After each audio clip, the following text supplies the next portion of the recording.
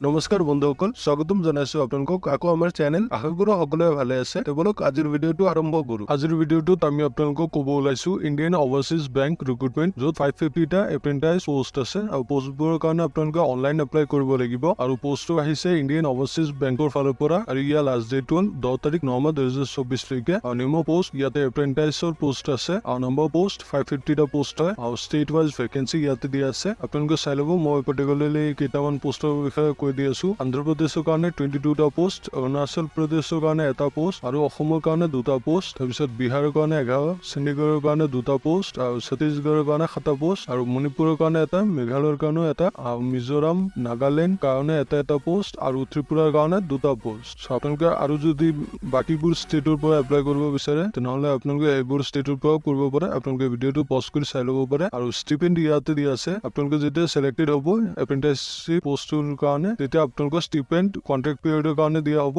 1 ইয়াৰৰ যেটো ডিটেইলছ ইয়াতে দিয়া আছে যদি আপোনালোকে মেট্ৰত হয় তেনেহলে 15000 কৈ পাব আৰু আৰবানত হলে 12000 কৈ পাব আৰু সেমি আৰবান অথবা ৰুৰালত হলে 10000 কৈ পাব আৰু এজ লিমিট ইয়াতে দিয়া আছে আপোনালোকৰ এজ মিনিমাম 20 ইয়াৰ্ছৰ পৰা মেক্সিমাম 28 ইয়াৰ্ছৰ ভিতৰত হ'ব লাগিব এজন কাট অফ ডেট 18/2024 জেনাৰেল কেটেগৰীৰ কাৰণে অথবা ইডব্লিউএছ ৰ কাৰণে আৰু ডেট অফ বাৰ্থ আপোনালোকৰ 18/1996 ৰ পৰা 18/2004 ৰ ভিতৰত হ'ব লাগিব আৰু লগতে এজ ৰিলেক্সেশ্যন পাব ইয়াতে কেটেগৰী ওয়াইজ দিয়া আছে আপোনালোকৰ এসসি এসটি হলে 5 ইয়াৰ্ছৰ ৰিলেক্সেশ্যন পাব ওবিসি এমওবিসি হলে 3 ইয়াৰ্ছৰ ৰিলেক্সেশ্যন পাব আৰু পিডব্লিউডি হলে 10 ইয়াৰ্ছৰ ৰিলেক্সেশ্যন পাব আৰু এডুকেশ্যনেল কোৱালিফিকেশ্যন ইয়াতে দিয়া আছে আপোনালোকে গ্ৰেজুৱেট হ'ব লাগিব যিকোনো ৰেকগনাইজড ইউনিভাৰ্চিটি অথবা ইনষ্টিটিউটৰ পৰা আৰু এপ্লিকেশ্যন ফি ইয়াতে দিয়া আছে আপোনালোকে এপ্লিকেশ্যন ফি ইয়াতে দিব লাগিব যেটো তলত মেনশ্যন কৰা আছে আপোনালোকৰ কেটেগৰী আৰু ফি যদি পিডব্লিউডি হয় তেনেহলে 472 পেমেন্ট কৰিব লাগিব আৰু ফিমেল অথবা এসসি এসটি হলে 708 পেমেন্ট কৰিব লাগিব আৰু জেনাৰেল ওবিসি এণ্ড ইডব্লিউএছ হলে